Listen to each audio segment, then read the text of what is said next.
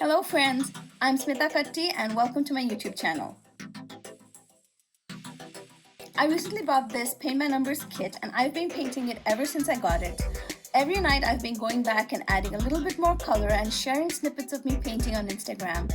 Many of you have asked so many questions about it, so I thought I'd put together a video to answer everything at once. So let's get started. My first tip is that you choose a design that has a color scheme that makes you happy. I chose an Eiffel Tower for my 11-year-old daughter, and I bought a butterfly and floral set for me. Both of these are intermediate level, and I'm sure she can complete it as well because she likes painting. So the kit comes with basically everything you need. It has a pre-rolled canvas with all of the numbers on it. It comes with the paints all numbered and labeled. It comes with paint brushes, and the kit that I purchased actually came with a frame included. If your kit doesn't come with a frame, don't worry, I have a couple of ideas of what you can do with your finished canvas. Make sure to check out my blog post and I will leave the link for it in the description box below. Since the canvas comes rolled in the box, you will need a way to keep it flat while painting. My hack was to use some cardboard and a masking tape. Both of these items are not included in the kit. I cut out a large piece of cardboard from a box, and then with a wide 3-inch masking tape, I stretched the canvas to lay flat and taped it into place.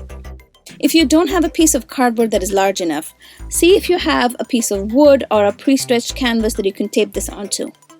If not, you can always tape this onto your desk directly as well. Now it's time to start painting. You want to start working with the lightest colors first and then work towards the darker colors. The kit comes numbered accordingly as well. So all you need to do is basically paint in number order. So my next tip is that you start in a small area. So on your first day, paint just one area and then you want to let it dry first. This will give you an idea of how the paint is drying on the canvas, whether you're applying too little paint or too much paint, or maybe there are wide gaps in your application of paint. I realized the next day that I was still able to see the printed numbers beneath the paint, and that was no fun. I ended up going back and layering more paint to hide the numbers. This also taught me that I was not using enough paint at all. Towards the end, I found this was especially true for lighter colors. With the darker colors, you are able to get away with a thinner application of paint, but for those lighter colors, you really need to apply a thick layer of paint. I was very impressed with the paint quality that comes in the kit. Make sure that you're not adding water into those little paint wells at all. Always dip a dry paintbrush to pick up your paint, and then apply the paint carefully into the marked area.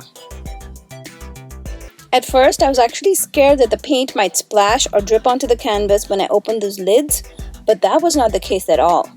It is a super thick acrylic paint that is a joy to paint with. To prevent smudging paint, you should always work left to right if you're right-handed or the other if you're left-handed. You'll always need a dry area to rest your wrist while painting. So I like to work from the top left corner of an area to the bottom right corner. This way, I won't accidentally place my wrist on top of wet paint. The first week, I kind of found it difficult to close those little paint wells, and I ended up pulling a small hammer to gently knock the lids into place. Another big tip is that you use the right light. I worked under this kind of office or task light.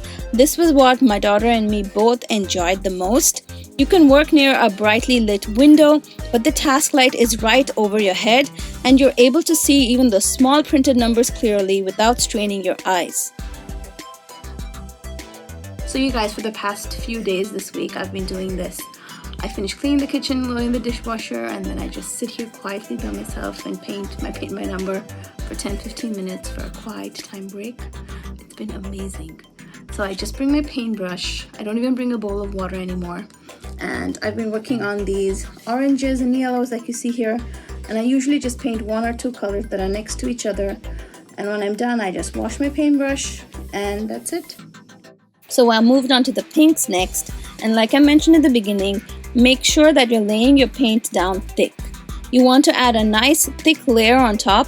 This will give a little bit of texture to your finished canvas, but I think it turns out wonderful. What's important, especially for these lighter colors, is that the printed number does not show through once you're done painting. And you don't want to waste time going back and painting over the same area, repairing it. So lay down a thick layer of paint while you're at it at the first time itself. By the time I finished my canvas, there was a lot of paint left over. In my canvas, I really loved painting the flowers and the butterfly, but there was a lot of green area. The background is basically just different hues of green, and this is why my first tip was that you choose a design that you really enjoy painting. I really don't think you need any kind of painting experience to do this. You're basically just coloring within the lines using a paintbrush.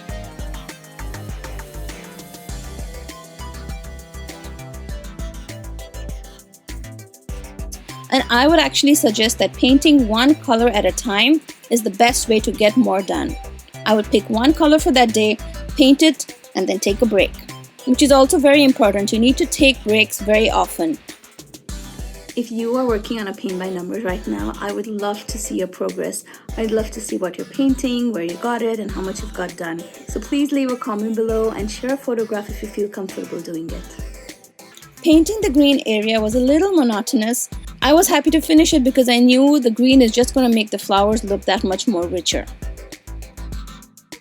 I only used the paintbrushes that were included in the kit. What you want to do is, after you paint every day, wash your paintbrush under warm running water. Make sure that the area where the bristles meet the paintbrush head, that area needs to be free of paint. So scrub it nicely with your finger and make sure there is no residual paint on your paintbrush. Once you're done with that, you also want to shape the tip of your paintbrush every time you use it. All you do is you use two fingers to kind of create that little point at the tip of the paintbrush. Maintaining that sharp point is very important. Tip, this is an actually important one, is that you rotate the canvas around. Don't think that you have to paint the canvas in one position, especially now that we've taped it onto the cardboard. You can easily move the canvas around and then paint an area that is closer to you. Don't try to stretch or rotate your wrist in a funny angle. Always keep a comfortable angle and move the canvas around. Rotate it to how many ever angles you need and then paint. I enjoyed also creating a time in which I would paint with my daughter. This became a special bonding time for us. We would just sit down with our canvases, talk about what's been happening in our life that day, and then just paint. If you can paint together with somebody in your family, in your household, by all means, I would encourage you to do that.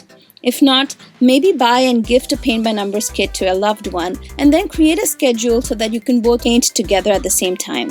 I think that would be a wonderful activity. So once I sit down to paint, I usually just decide what area I'm painting, and then I start in the left top corner, work my way down to the right bottom corner.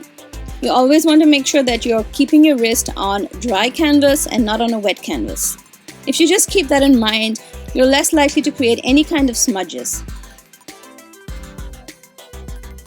At the end of the canvas, there will be these areas that have no numbers left, which means you have painted the area that actually had the number printed and you have this orphaned area. For those things, remember that there is a reference sheet included in the kit. Make sure to pull it out and find out which number goes there. If you've made any mistakes and filled an area with the wrong color, let it dry. And once they dry, you can go back and layer the correct color on top of it. In my case, they were both pink, so it worked out very easily. But if you paint like a black color where it needs to be a lighter color, I would say maybe paint a white on top of it and then add the correct color. By the time I came to my last three colors, they were all three blacks.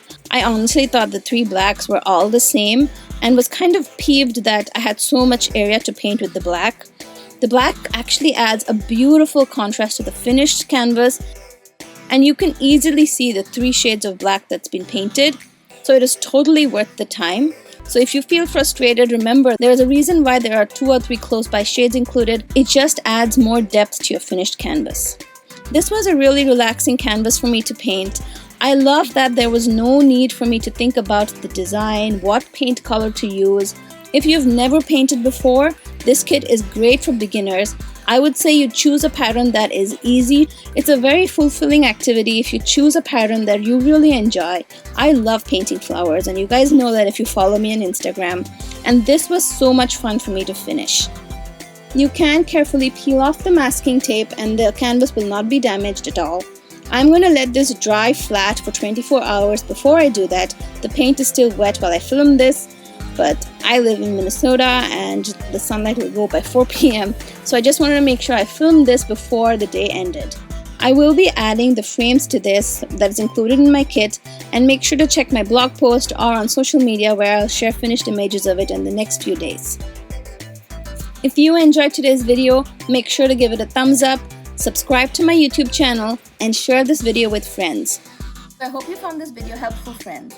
If you have any questions for me, I'll see you in the comment section. Thanks so much for stopping by today and spending some crafty time with me today, friends. I'll see you again soon in another video. Till then, happy crafting!